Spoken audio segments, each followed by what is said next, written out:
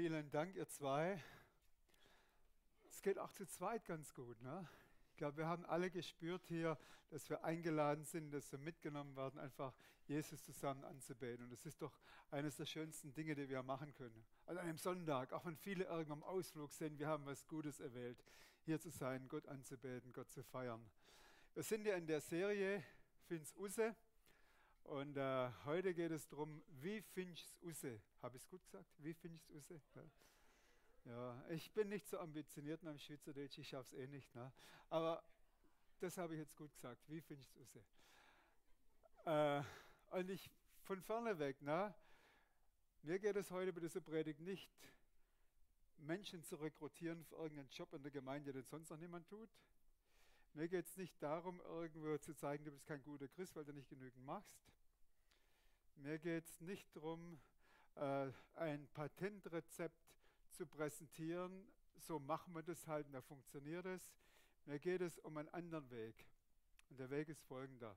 Mir geht es darum, das, was wir eben gemacht haben, weiterzuführen. Mutig komme ich vor den Thron. Und da, wo Berufungen ausgesprochen werden, das ist eine ganz, ganz persönliche Sache zwischen Gott und dir. Wenn ich zu dir sage, mach das, mach jenes oder die Pastoren oder die Ältesten gar, dann hat es seinen Platz, aber entscheidend ist, dass du selber von Gott hörst und verstehst, was Michael letzten Sonntag angefangen hat, oder sein Akzent war, komm zum Tisch, ich baue darauf auf. Wir sind zum Tisch eingeladen in die Gegenwart Gottes. Und das ist der Platz, wo wir hören, wo wir empfangen und wo wir Dinge von Gott empfangen, die uns letztendlich niemand wegnehmen kann. Darum geht es mir heute. Ich will nicht hören, das war eine gute Predigt, cool, forget it. Ich will hören, irgendwann zu sagen, Gott hat in dieser Phase, nicht nur heute in diesem Sonntag, auch heute, aber Gott hat in diesem Jahr 2023 ganz neu zu mir gesprochen. Ich habe in meinem Herzen ein tieferes Verständnis, ja, eine Offenbarung dafür, wer Gott ist, tiefer verstanden. Eine Offenbarung, wie Gott mich sieht, was er in mich reingelegt hat. Design, Destiny, wow, das habe ich tiefer verstanden und jetzt handle ich. Ich weiß nicht, ob ich schon erzählt habe, vor 2 Monaten oder so wache ich nachts auf und ich höre diesen Satz nicht so mit meinen Ohren hörbar, aber mit meinem Herzen, das Volk, das seinen Gott kennt, wird stark sein und wird handlungsfähig sein. Wir hatten mal eine Bibelschule, da war das auch das Motto. Und ich war seither weg von meinem Radius, aber ich habe das so stark gehört, das Volk, das seinen Gott kennt, wird stark sein und wird handeln. Dann sage ich, Gott, wo steht das? Gott sagt, Daniel 11, 32, schlag nach, da steht's. Und diese ganze Geschichte mit Find's Use ist so ein starkes Potenzial, hat so ein starkes Potenzial, vor allem in der Zeit, in der wir leben. In der Schweiz geht es uns ja so gut, ne? Wir sind ja so neutral und so geschützt. Aber wir leben in einer Zeit, manche schmunzeln, ne? Wir leben trotzdem in einer Zeit, wo Gott auf diesem Planeten gewaltig seine Geschichte macht. Ne? Und ich rede über Gott, der Geschichte macht. Es bekehren sich Leute, Menschen, Gemeinden werden gegründet, Tausende jeden Tag auf diesem Planeten. Unser Gott ist in Bewegung. Wir leben die größte Expansion von Gottes Reich, die es jemals gab in der Weltgeschichte. Halleluja. Und gleichzeitig erleben wir den Gegenwind, Widerstand, Verfolgung wie vielleicht noch nie, wird immer stärker. Und die Verfolgung bleibt nicht irgendwo draußen. Sag mal in Deutschland irgendwo ein Statement gegen Gender-Geschichte und du wirst sehen, was passiert. Schick deine Kinder in der Schule und hol sie aus gewissen Fächern raus. Du wirst sehen, was passiert. Das heißt, der Widerstand wird auf der ganzen Welt größer. Ne? Aber Jesus sagt, wenn ihr das seht, hebt eure Häupter, weil ihr wisst, der Tag kommt, wo Jesus wiederkommt. In dieser Zeit will Gott uns stark machen. Und wir werden in dem Maße stark, wie wir unseren Gott kennen, wie wir mit ihm verbunden sind und wie wir handeln. Okay, der erste Punkt, das Fundament. Das ist ein bisschen Zusammenfassung von dem, was Dabrina, Micha und ich in diesen Wochen vermittelt haben. Nochmal ganz kurz zusammengefasst. Das Fundament, wenn du gerettet bist, bist du gerufen. 2. Timotheus 1,9. Wer von euch ist gerettet? Es gibt doch ein paar, ne? Okay, wenn du gerettet bist, dann bist du berufen, mit einem heiligen Ruf von Gott persönlich. Okay, Gott hat deinen Namen aufgeschrieben und sagt, du gehörst mir, ich will dich in meiner Familie haben, in meiner Familie fehlt was und du nicht dabei bist, ich will dich haben. Und er hat einen gewaltig teuren Preis dafür bezahlt. Du bist wichtig, sag deinem Nachbarn, du bist wichtig.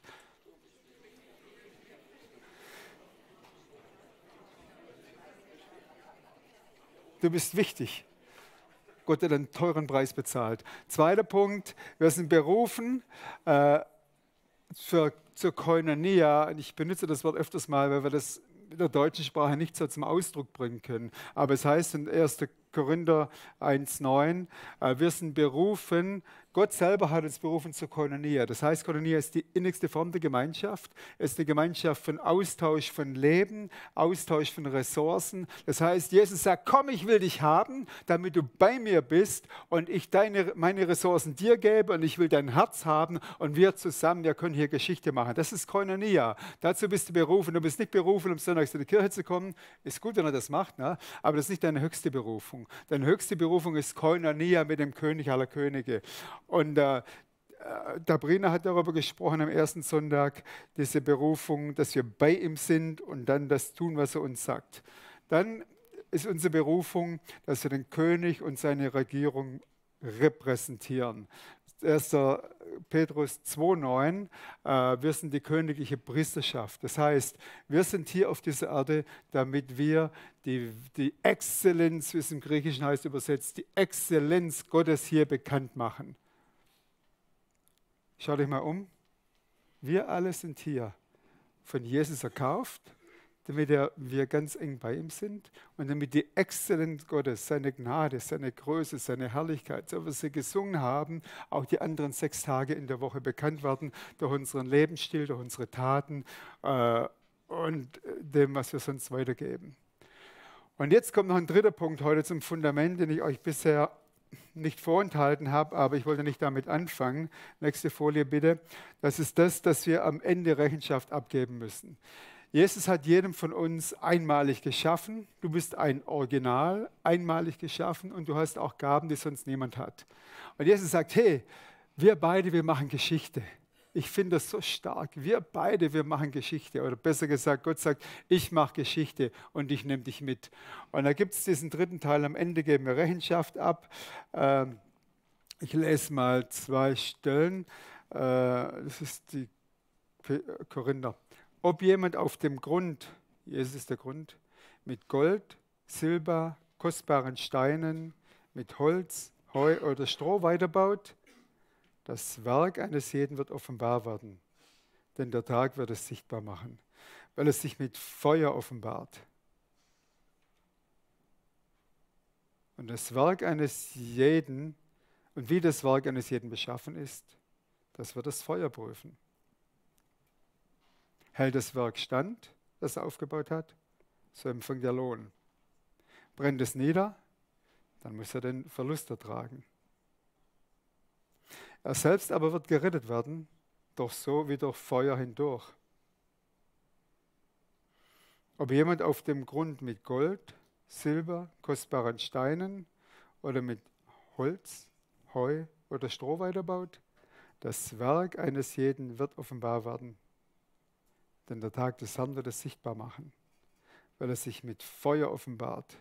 Und wie das Werk eines jeden beschaffen ist, wird das Feuer prüfen. Hält das Werk stand, das er aufgebaut hat, so empfängt er Lohn. Brennt es nieder, dann muss er den Verlust tragen. Er selbst aber wird gerettet werden, doch so wie durch Feuer hindurch. Vielleicht sind es Leute, die sagen, das ist ja kein Evangelium, das ist ja tough. Willst du mich aus Angst machen? Nee, das ist Evangelium, ihr Lieben. Wir schauen das mit der Evangeliumsbrille an und da heißt es, auf das Fundament Jesus Christus, der alles für uns gegeben hat, der sein Leben zum Letzten ausgeschöpft hat, der in Gethsemane nicht weggerannt ist, der nicht vom Kreuz runterging. Dieser Jesus hat sich mit dir so verbunden, dass er sagt, ich will dich haben als Gemeinschaft. Ich will mit dir Geschichte machen. Und wie geht das? Oh, wenn du mit mir kooperierst, wird dein Leben so sein, dass du auf diesem Fundament Gold, Silber, Edelsteine baust. Das heißt, letztendlich wenn wir hier die ganze Matthäus-Geschichten reinnehmen, geprüft wird an diesem Tag unsere Treue und unser Gehorsam.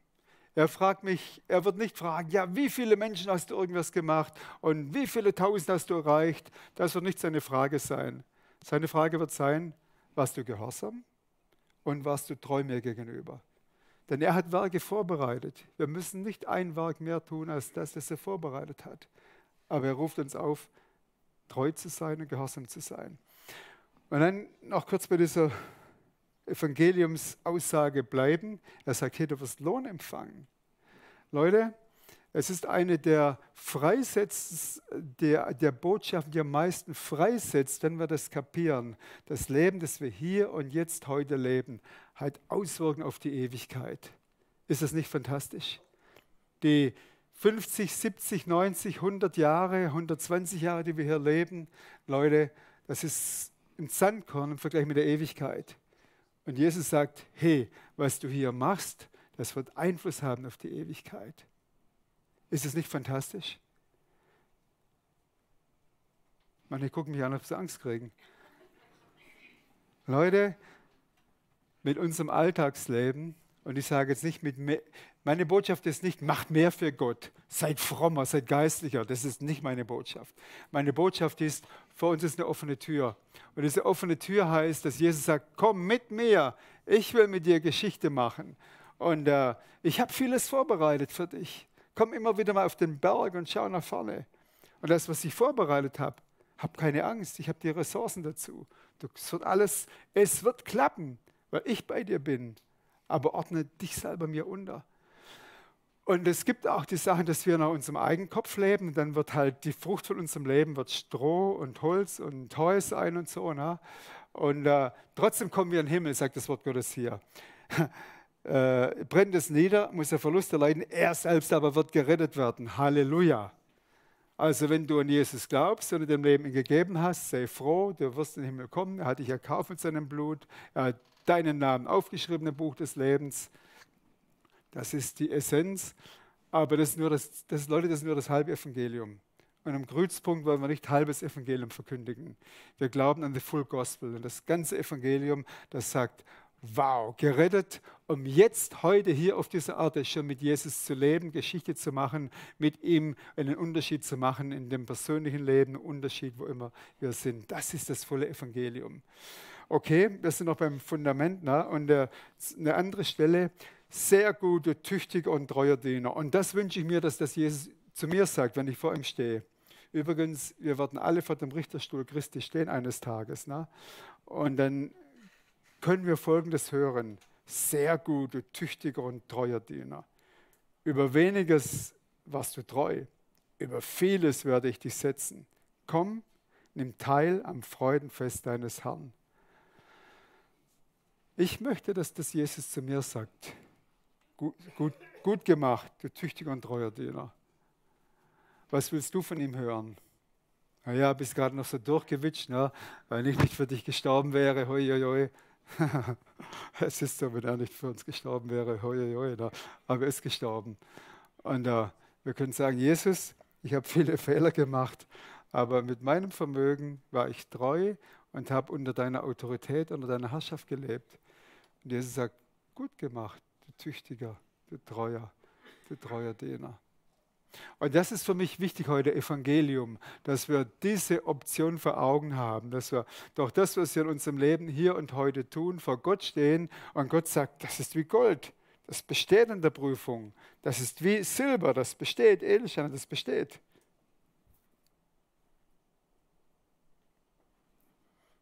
Gut gemacht, du tüchtiger und treuer Diener. Es gibt verschiedene Lebensstile, die uns zu diesen Zielen führen oder auch nicht führen. Ich habe jetzt das mal kurz zusammengefasst, 3 Arten von Lebensstilen. Und ich benutze dazu als Illustration Lukas 15. Und jetzt Herausforderung. Du hast dieses Gleichnis noch nie gehört. Lukas 15 ist das, was in vielen Bibeln genannt wird, Gleichnis vom verlorenen Sohn. Ist es nicht, das ist die Geschichte von 2 Söhnen. Ja. Also, du kennst die Geschichte nicht. Leg mal alles zur Seite. Ja, Evangelisation, ich bin schon bekehrt. Nee, forget it. Hör dir die Geschichte neu an Ich lese nicht vor, das steht in Lukas 15. Bei der Geschichte hat ein Vater 2 Söhne. Der eine, der Jüngere, der sagt, mir reicht es hier. Das ist mir zu eng in dieser Kiste. Immer nur zu tun, was mein Vater sagt und so auf dem Hof zu leben und nicht wissen, was in der weiten Welt draus ist. Nee, das ist mir zu eng. Vater, ich will mein Erbe haben und ich will einfach in die Welt gehen. Mit dieser Aussage, ich will mein Erbe haben, solange der Vater noch lebt, das war eigentlich mit die größte Beleidigung, die dieser Sohn machen konnte. Und der Vater hat es ihm trotzdem gegeben. Der Sohn ging weg, hat übel gelebt. Der Tag kam, wo er gesagt hat, ich will zurück zu meinem Vater.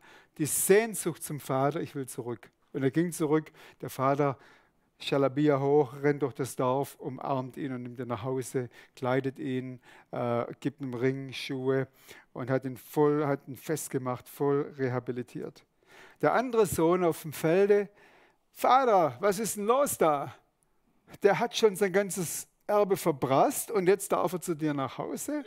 Vater, was ist das? Ist das Gerechtigkeit? Ich habe alles richtig gemacht. Ich schufte hier jeden Tag. Ich mache alles für dich richtig, Vater. Und du hast mir noch nie ein Fest gemacht. Vater, was ist das? Und er wurde zornig. 3 Lebensstile. Der erste Lebensstil, Unabhängigkeit vom Vater. Ich denke, man kann die ganze Weltbevölkerung in diese 3 Lebensstile eigentlich einordnen. Der erste, unabhängig vom Vater.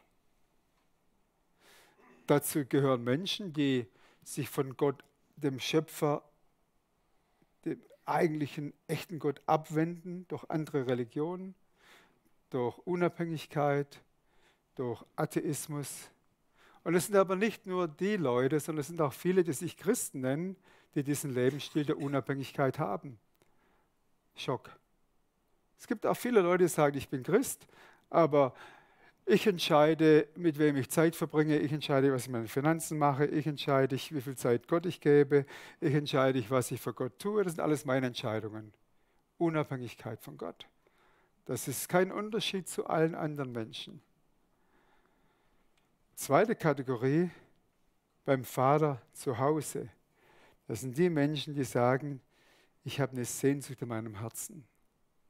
Und diese Sehnsucht in meinem Herzen, die stille ich bei niemand anders als bei dem Schöpfer, der mich geschaffen hat, der mich kennt, bei Jesus, der für mich gestorben ist, mit dem Heiligen Geist, der mir Jesus täglich offenbart, mit dem Heiligen Geist, der die Liebe des Vaters in mein Herz hineingegossen hat.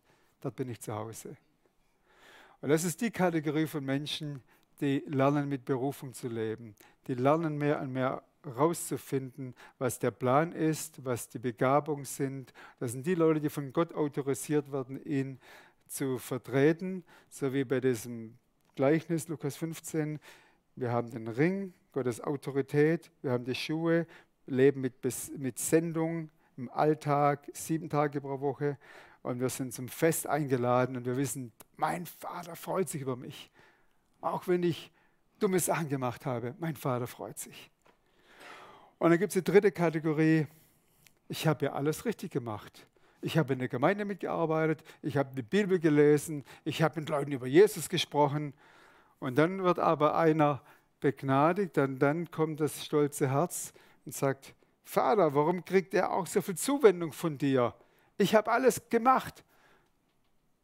Aber er hat nicht gehört, dass der Vater mit ihm feiern wollte. Er hat das Herz des Vaters nicht gespürt. Er hat viele Dinge richtig gemacht, auch Bibel gelesen und in der Gemeinde gearbeitet. Aber er hat nicht in diesem Platz gelebt. Vater, bei dir bin ich zu Hause. Vater, der größte Reichtum, den ich habe auf diesem Erde, ist, dass ich dich kenne. Ich bin geliebt, ich bin wertvoll. Vater, in dir hat mein Leben Sinn und Bedeutung. Ich habe mir die letzten Tage was angeschaut, was mich interessiert. Einen Evangelisten aus Argentinien, den ich sehr bewundere. Wenn er seine Veranstaltungen macht, noch nicht in Europa, das macht er in Israel, habe ich es gesehen, Südamerika, Asien, viele Länder, Kolumbien, 500.000 Leute. Ne? Und dann sieht man da, er predigt, er betet, Dämonen fahren aus. Dann siehst du Leute, die werden im Rollstuhl reingefahren, nehmen den Rollstuhl, gehen wieder nach Hause, tragen ihn. Und es ist, it's not faking, ne? All diese Dinge geschehen. Da habe ich gedacht, wo hat dieser Mensch die Kraft her? Was ist los? Was ist seine Ressource? Und ich habe gedacht, na, jetzt hat er irgendwie sowas, irgendwo eine Kiste von Power Tools und so. Dann sagt er,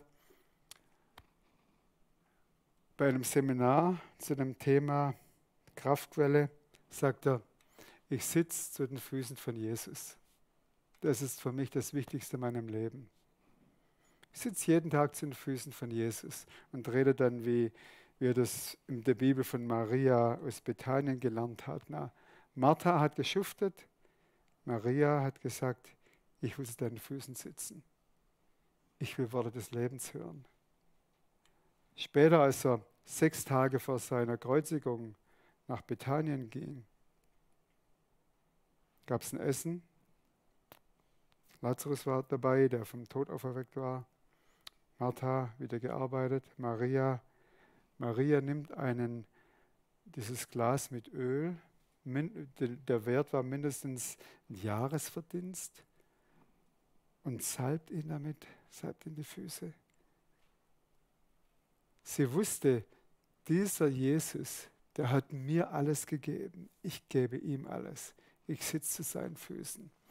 Und dieser Prediger, dieser Andres, sagt, das ist das, was ich jeden Tag mache. Ich sitze zu den Füßen von Jesus und ich bete ihn an. Ihr Lieben, find's usse. Wie find's usse? Setz dich zu den Füßen von Jesus. Ist das schwierig? Wir müssen nicht geistlicher werden, wir müssen nicht besser werden, wir müssen nicht mehr tun. Einfach setz dich zu den Füßen von Jesus. Nimm die Bibel in die Hand und sag, Jesus, was willst du mir heute sagen? Sei stille. Jesus redet gerne mit uns. Und seine Worte sind Worte des Lebens, Worte, die uns in die Freiheit bringen, Worte, die sehr persönlich sind. Find's usse. Wie find's usse? Setz dich zu den Füßen von Jesus. Und da geht es nicht mehr um mich und meine Probleme, mein Versagen, meine Wünsche. Es geht um den König aller Könige. Danke nochmals für die Lieder, ihr zwei. Ihr habt das zum Ausdruck gebracht. Es geht um den König. Und weil es uns um den König geht, sagt der König, und ich kenne dich. Und ich überschaue dein ganzes Leben. Wenn du dich um mich kümmerst, und mich anbetest, dann werde ich mich um dich kümmern. Manche sind heute hergekommen mit Fragen über ihrem Leben, Probleme, Sorgen. Wer hat es nicht? Das ist nicht falsch, das zu haben, aber das ist nicht das letzte Wort. Das letzte Wort hat Jesus. Das Grab ist leer. Und wenn du heute hierher gekommen bist mit Situationen, die schwierig sind, Situationen finanzieller Art, Situationen beziehungsmäßig, Situationen, Entscheidungen der Zukunft, Situationen deiner erweiterten Familie, stell dir vor, da ist einer, sein Name ist Jesus Christus, König aller Könige, das einzige Grab von allen großen Leuten, das leer ist. Schau auf das leere Grab und sag, die Auferstehungskraft, mit der der Vater Jesus aus dem Grab herausgeholt hat, diese Auferstehungskraft konnte in dem Körper von Jesus nicht gefangen bleiben. Schon an dem Tag, als er aufgeweckt wurde, sind in Jerusalem viele Gräber aufgegangen. Die Toten kamen raus und liefen durch die Stadt. War ein Schock für viele. Diese Auferstehungskraft ist in dir. Diese Auferstehungskraft wirkt durch dich. Diese Auferstehungskraft kannst du proklamieren über alle Situationen deines Lebens.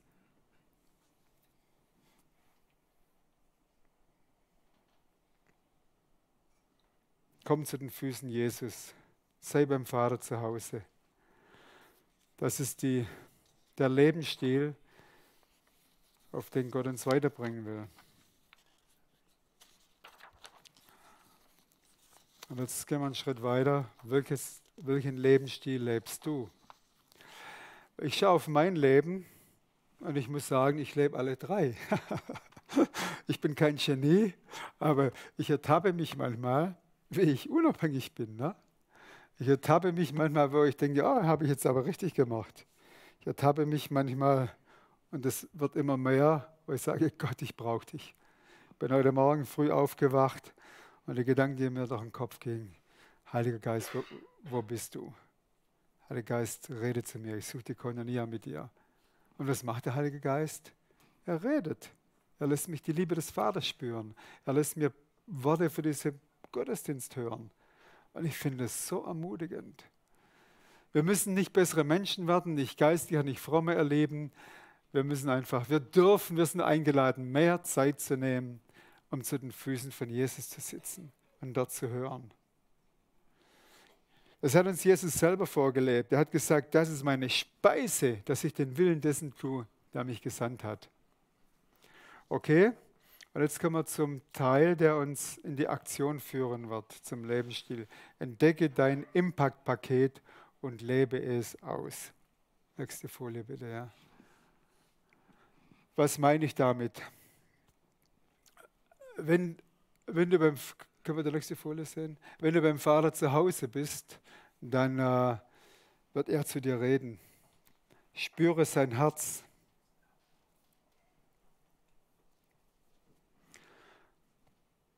Sibylle und ich haben uns unterhalten, ja, an welche Menschen denken wir so, wenn wir darüber nachdenken? Und wir beide haben gesagt, Lacra. Ihr habt Lacra kennengelernt. Schokolaterie, ne? Schokoladefabrik in Rumänien. Ne? Ja, war das nicht ganz so beeindruckt, weil wenn man von der Schweiz kommt und dann Rumänien Schokolade macht, aber ihr müsst wissen, sie kauft in Belgien ein und macht gute Schokolade, für Rumänien eines der Top-Produkte in diesem Bereich. Aber was mich an Lacra mehr beeindruckt hat, ich habe sie kennengelernt, da war sie vielleicht 19 oder so. Ne?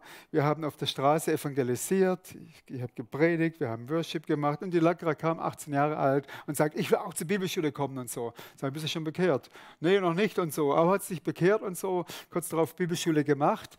Und dann kam sie eines Tages, da war sie vielleicht schon 5 Jahre in der Gemeinde dabei, sie hatte den Schulabschluss von Hauptschule 8. Klasse. Und Lacra sagt, wir haben in dem ärmsten Stadtteil von Brașov haben wir was angefangen, Hauskreisarbeit, haben sich einige Leute bekehrt. Und jetzt sehen wir die Kinder, dass die meisten, über die Hälfte, 3/4 bleiben in der Schule, einmal sitzen, zweimal sitzen. Warum? Die kommen von der Schule nach Hause und die Eltern sind meistens schon betrunken um diese Zeit und da läuft nichts mehr mit Schule und so. Und die Lacra mit ihrer 8. Klasse Hauptschule sagt, ich will ein Hausaufgabenprogramm für diese Kinder machen. Und das war Hammer. Lacra, bist du qualifiziert? Und meine Kollegen haben da echt Probleme gehabt. Ne? Aber wir haben dann gespürt, da ist ein Same in ihrem Herzen. Sie war zu den Füßen von Jesus. Und sie hat an den Füßen sitzend zu Jesus gespürt, Gott hat Lösungen für diese Generation. Als Jesus gestorben ist und geschrien hat, es ist vollbracht, da hat Jesus Lösungen gesehen für diese Menschen. Und Lacra sagt, ich glaube an Lösungen. Ich glaube, dass dieser Kreislauf der Armut, dass dieser Kreislauf des Alkoholismus zerbrochen werden kann. Ich fange ein Programm an mit Hausaufgabenbetreuung. Okay, wir haben dann uns irgendwann mal durchgerungen als Leitungsteam. Gut, Lacra, wir glauben an dich, wir stehen hinter dir. Zweite Frage, mit was finanzierst du das? Weiß ich doch nicht, aber Gott weiß es. Und sie hat gebetet, ich kann es sagen, das Projekt gibt es seit 25 Jahren und seit 25 Jahren gibt es Ressourcen, mal von hier, mal dort, ne? Von England, von Deutschland, von der Schweiz, aber das kommt. Ne? Und nach 2 Jahren ungefähr gab es keinen Schüler mehr, der sitzen geblieben ist. Das war krass, die haben alle die Schule bestanden und dann nach einigen Jahren haben die ersten sogar Universitätsabschluss gemacht. Weil eine junge Frau, die gesagt hat, ich spüre Gottes Herz, ich sitze zu den Füßen Jesus, ich schaue mir die Menschen an und ich spüre Gottes Herz. Gott will, dass die Leute rauskommen aus diesem Kreislauf von Armut und Alkoholismus. Und sie hat gehandelt mit diesen 2 Fischen und 5 Broten gehandelt und hat das unheimlich viel Frucht gesehen. Und nebenher hat sie dann auch noch Abi nachgeholt, hat dann angefangen noch zu studieren und so. Das ging alles so, weil sie einfach sich an der Welle des Geistes Gottes angehängt hat. Mittlerweile ist sie verheiratet, hat selber noch 2 Kinder. Und irgendwann hat sie gemerkt, vor 3 Jahren oder so, dass die Verantwortung geht langsam von ihren Schultern. Und sie hat dann eine junge Frau oder zwei junge Frauen trainiert gehabt, die das dann weitermachen. Sie übersieht das noch und dann sagt, Gott, was mache ich jetzt in meinem Leben? Und dann hat sie gemerkt, ich habe Lust, Schokolade zu machen. Ich habe einfach Lust, Schokolade zu machen. Und dann geht sie ins Internet, sucht Rezepte und so. Und aus dem Ganzen ist dann eine Schokoladenproduktion entstanden. Also ist in Rumänien, die gute Geschäfte kaufen bei ihr. Ne? Und das ist eigentlich nur das Nebenprodukt. Das Hauptprodukt ist, dass jetzt Lehrer kommen von Schulen aus Brașov, die sagen, kannst du mit unserem Kinderprogramm machen? Also zum Beispiel zum Teil auch mit in Schokolade, aber auch andere Sachen, Sommercamps. Und die Vision von Lagrat so ein Herz, ne? Sagt, hey, ich will, dass so viele Kinder wie möglich von Brașov Jesus kennenlernen. Ich mache Schokolade, ich verkaufe das. Wir waren vor 2 Wochen bei ihr und bei ihrem Mann. Wir gucken zum Fenster raus. Sie hat mittlerweile ein Haus gebaut und sieht, was ist das da draußen? Fundament von ein Haus. Sagt sie, das wird das nächste Haus. Und das nächste Haus, das wir bauen, das wird ein Freizeithaus. Da werden wir Camps machen für Kinder aus Brașov und Bukarest. Wie hat es angefangen? Eine junge Frau mit 8 Klassen Schule saß zu den Füßen von Jesus und hat sich nicht von dem Mangel beeindrucken lassen, sondern sie hat sich von den Ressourcen Gottes beeindrucken lassen und gesagt, ich mache mich eins mit dem Herz Gottes, mit den Ressourcen Gottes. So, Gott, ich lass dich nicht, du segnest uns denn. Und vieles kommt zur Geburt. Sondern eine Geschichte. Ne? Ich kann sagen, in diesen Jahren, wo Gott uns am meisten Gnade gegeben hat, Gemeinde und Bibelschule, ein Klima zu kreieren, wo wir jeden Tag die Gegenwart Gottes erlebt haben, wo wir zu den Füßen Jesus saßen, wo manchmal die Gegenwart Gottes greifbar spürbar wurde, wo Dämonen ausgefahren sind manchmal, wo Leute starke Buße getan haben, wo sie befreit wurden von Familienbindungen, von Kulturfestungen. Aus dem raus ist dann eine Atmosphäre entstanden, wo Leute einfach losgingen, ohne dass wir es wussten und das Reich Gottes und den König repräsentiert haben. In anderen Teilen im Land, in der Brașov selber. Und da sind Pastoren rausgewachsen. Einer davon, der kam aus Deutschland, der gesagt, ich will hier die Schule machen. Nach 5 Jahren ist er nach Konstanza gezogen, um dort eine Gemeinde zu gründen. Später war er Pastor in Deutschland. Ne? Das war einfach, weil das Klima da war, wo Leute die Gegenwart Gottes stark erlebt haben und wo sie sich Gott untergeordnet haben. Ne? Das ist einfach der entscheidende Schlüssel. Okay, wohne zu Hause beim Vater, spüre sein Herz, sei gehorsam und treu, entdecke dabei deine Gaben und deine Motivation. Und dann die letzte Folie bitte, mit der hören wir auf. Mach ein Ich repräsentiere den König-Paket daraus und mach damit einen Unterschied. Warum sage ich das? Jetzt rede ich zu der jungen Generation. Ihr seid in der Phase, wo ihr viel experimentiert und das ist super. Ne? Ich denke, in der Phase war es für mich wichtig, Menschen zu haben, die mich begleiten, die mir auch Inspiration geben und die manchmal kommen und sagen, hey, wie wäre es, wenn du dies oder jenes machst? Ich weiß, mein erster Mentor hat gesagt, wie wäre es, wenn du eine Kleingruppe leitest? Da war ich schon 1,5 Jahre Christ, ne? Schon richtig erfahren. Und in meiner Kleingruppe waren Theologen, die 5 Semester höher waren als ich. Okay, das war eine gute Herausforderung. Und da war es hilfreich für mich, jemanden zu haben, der sagt, hey, wie wäre es mit der Herausforderung? Und ich begleite dich. Und so bin ich gewachsen. Oder eine andere Herausforderung, wir machen Straßeneinsatz. Wie wäre es, wenn du predigst? Ich bin so menschenscheu, ehrlich, ich bin ein menschenscheuer Typ eigentlich. Ne? Und ich zittere, wenn ich vor Leuten reden muss. Ja? Und dann sagt er, hey, wir glauben an dich. Und ich habe angefangen, auf der Straße zu predigen und ich habe das jahrelang gemacht. In Tübingen, Brașov, in anderen Städten, Stuttgart. Weil jemand einen Raum für mich geöffnet hat und gesagt hat, go for it. Und ich denke, für die Generation, glaube ich, ist es sehr wichtig, dass ihr guckt, hey, wo gibt es einen Rahmen, wo ich reinwachsen kann? Wo kann ich mich entwickeln? Und wo gibt es Menschen, die mich begleiten als Mentor? So wichtig. Und dann gibt es Leute, das ist jetzt für uns gerade eine starke Erfahrung, die in ihren 40ern sind. Ne? Die sagen, okay, wir haben mal eine Existenz aufgebaut und wir haben Kinder und so. Und wir sind jetzt an dem Platz, wo wir merken, wie geht unser Leben weiter? Dein Leben in deinen 40ern wird anders aussehen als in deinen 20ern. Wenn du mal in den 40ern bist, dann hast du viel Erfahrung gemacht, du hast Grundideen, was deine Berufung ist, was deine Bestimmung ist, was dein Design ist, was du kannst, was du nicht kannst. Und das ist wichtig, diese Dinge dir vor Augen zu haben und dann in diesen Jahren der Lebensmitte Midlife Crisis, forget it, na, das ist Quatsch. Na. Diese Phase der Lebensmitte, dich neu zu fokussieren.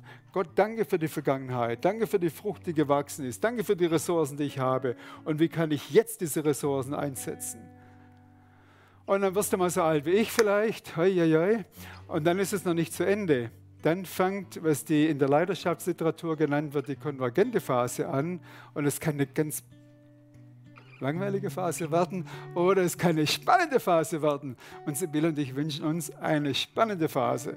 Das heißt, wir nehmen uns viel Zeit, mit Gott zu reden, miteinander zu reden, mit anderen Menschen zu reden und zu sagen, okay, was ist das, was in 40 Jahren Ministry zusammengewachsen ist? Was können wir klar identifizieren als unsere Begabung, als unser Design, als unser Passion im Herz? Gott gibt uns ja ein Passion und wir spüren manche Dinge so klar und sind jetzt dabei, sagen wir haben ein neues Impact-Paket. Mit diesem Impact-Paket wollen wir nicht mehr die Dinge tun, die nicht zu uns passen, die eine Zeit lang auch wichtig waren, aber jetzt in der konvergenten Phase sagen, okay, das sind wir. Ne? Wir haben eine Passion dafür, dass Leute Gott kennenlernen und wir haben die letzten Jahre sehr viel Samen gesät. In unserem Umfeld von Menschen, die noch keine Christen sind, viele Samen gesät und jetzt kommen Reaktionen. Leute rufen bei der Sibylle an, hey, kannst du mir helfen, mein Lebensdesign zu finden? Das sind Kunden, ja, vom Immobiliengeschäft. Und es ist so interessant, wenn wir wirklich in dieser Haltung leben, Gott, mein ganzes Leben gehört dir. Es geht nicht darum, nur in der Kirche zu sein, sondern mein ganzes Leben gehört dir, auch die anderen 6 Tage. Da passieren solche Dinge. Jetzt wird es rot.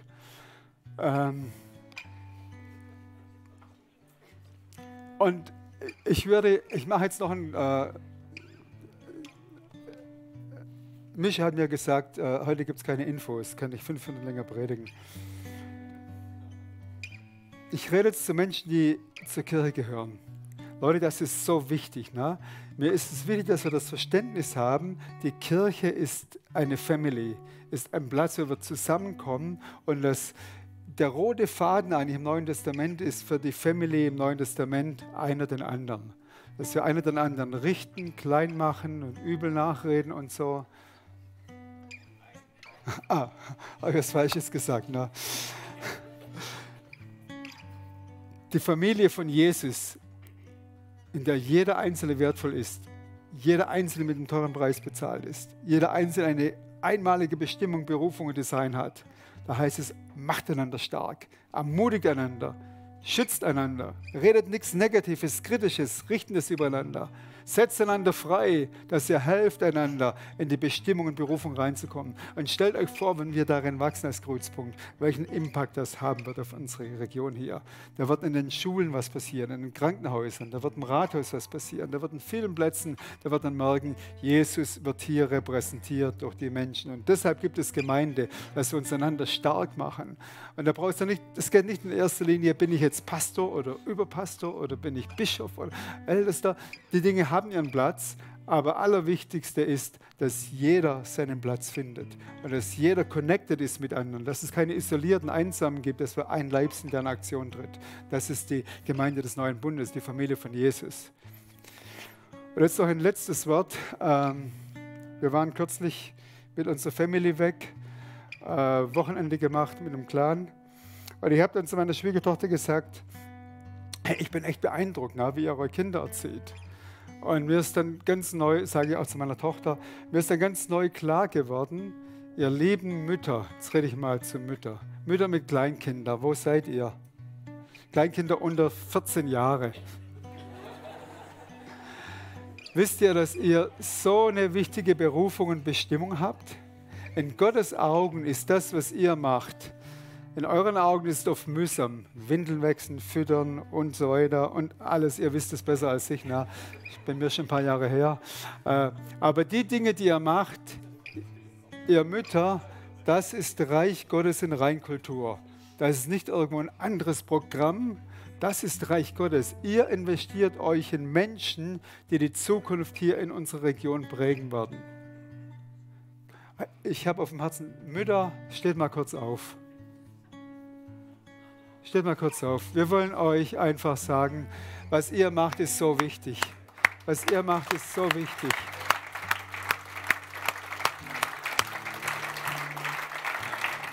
Und ich habe auf dem Herzen, bleibt mal bitte stehen, ich habe auf dem Herzen, euch zu segnen von hier aus. Ne? Vater, ich danke dir für Mütter, die mit ganzem Herzen dich kennen und das Beste wollen für unsere Kinder. Und wir segnen die Mütter. Wir sagen, das ist kein zweitrangiger Job, kein minderwertiger Job, sondern das ist eine von Gott gegebene Berufung, die höchste Priorität hat im Reich Gottes, weil durch den Dienst der Mütter wirklich die Kinder zugerüstet werden und vorbereitet werden für die Zeit, in der wir leben. Und wir segnen euch Mütter mit Freude, mit Weisheit, mit prophetischem Einblick, dass ihr erkennt, was Gott mit euren Kindern vorhat und dass ihr Weisheit habt, die Kinder im Sinne Christi mit seiner Liebe und Kraft und Weisheit und Disziplin zu erziehen. In Jesu Namen. Amen. Darf wieder hinsitzen?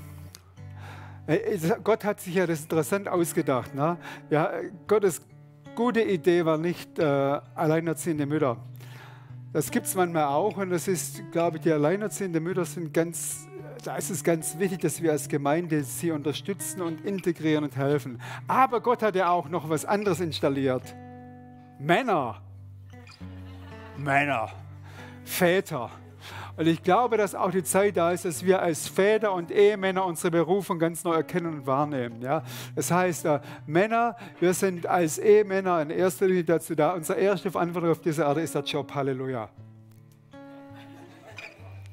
Ruben, sind unsere Ehefrauen, so sagt das Wort Gottes. Ne? Und manchmal hat das Leben so viel Anforderungen, dass wir die Prioritäten falsch setzen. Ne? Und ich möchte jetzt einfach auch für die Männer beten. Ich bete für mich mit. Weil ich denke, wir Männer sind in einer gewaltigen Herausforderung. Herausforderung mit den Anforderungen von Beruf, Gesellschaft und dann auch die dämonischen Kämpfe. Ne? Wir dürfen nicht unterschätzen, dass der Geist von Isabel, ne, der in der Bibel erwähnt wird, müssen wir anders mal darauf eingehen, dass der Geist versucht, Männer zu entmutigen, Männer zu lähmen, Männer davon abzuhalten, ihre Verantwortung, ihre Autorität, schützende, fürsorgende Autorität auszuüben. Und es ist eine Zeit, glaube ich, wenn wir über Berufung reden, finds usse, wie mache ich es, dass wir sagen, wir Männer, wir haben von Gott eine Berufung, unsere Frauen zu lieben, zu schützen und zu gucken, dass unsere Kinder in der gemeinsamen Erziehung, die wir in Einheit machen, heranwachsen unter der Furcht Gottes und der Liebe und Kraft Gottes. Ihr Männer, wollt ihr das?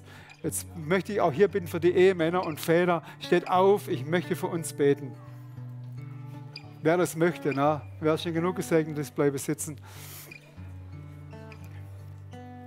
Vater, ich danke dir, dass wir viele Ehemänner hier haben und die auch Väter sind. Und Vater, ich bete, dass wir eine neue Offenbarung von dir bekommen, unsere Verantwortung als Ehemann, unsere Berufung als Ehemann. Und Vater, da wo es einfach Widerstände gibt, dämonische Aktionen, Geist von Isabel und alles, was entmutigen will, was rauben will, im Namen Jesu, wir in Position als Gemeinde, wir sagen, wir lassen nicht zu, dass die Männer unserer Gemeinde entmutigt werden, enttäuscht werden, resignieren und ihre Verantwortung nicht wahrnehmen. Wir sagen im Namen Jesu, das machen wir nicht im Namen Jesu. Der Kreuzpunkt ist Gemeinde Gottes. Kreuzpunkt ist ein Ort, wo Gott regiert, wo Jesus das Haupt ist. Und wir sagen, diese Gemeinde sollen die Männer unter der Autorität und Liebe und Kraft Gottes ihre Verantwortung wahrnehmen, in ihrer Berufung leben, ihre Berufung ausüben zu Hause, in der Ehe, in der Familie und darüber hinaus auch im Umwelt. In Jesu Namen. Amen. Okay, nimm bitte Platz. Ihr seht, ich kann nur einen Rundumschlag machen, aber der Rundumschlag ist mir jetzt wichtig, dass wir mal ein bisschen Platz schaffen für die weitere Entwicklung, finde ich raus, ne? Und ich glaube, das ist die Grundlage. Aus dem heraus werden wir auch die anderen Dinge finden. Ich mache das jetzt in meinem Leben zum 5., 6. Mal, dass ich dieses Impact-Paket zusammenbaue. Und vielleicht bin ich jetzt in der Lebensphase, wo es am intensivsten wird, weil ich gewisses Maßen Erfahrung und Sibylle auch. Ne? Sibylle ist dabei, wo sie auch sagt, Gott, ich bin dir ganz untergeordnet. Und sie muss euch eines Tages mal erzählen, wie sie da Wunder erlebt, einfach wie Menschen kommen, wie Gott sie da führt. Das ist beeindruckend. Und das ist eigentlich so der Abschluss jetzt. Ihr Lieben, lasst uns zu den Füßen von Jesus sitzen. Lasst uns sagen, wir unterordnen unser ganzes Leben dir. Wir wollen nicht zu der Kategorie 1 gehören, die unabhängig von dir lebt. Wir wollen nicht zur Kategorie 3 gehören, die alles richtig macht, aber im Herzen nicht bei dir ist. Wir wollen zu der Kategorie 2 gehören, zu Hause beim Vater, zu den Füßen von Jesus, zu hören, zu empfangen und von hier aus die Kraft bekommen, einen Unterschied zu machen.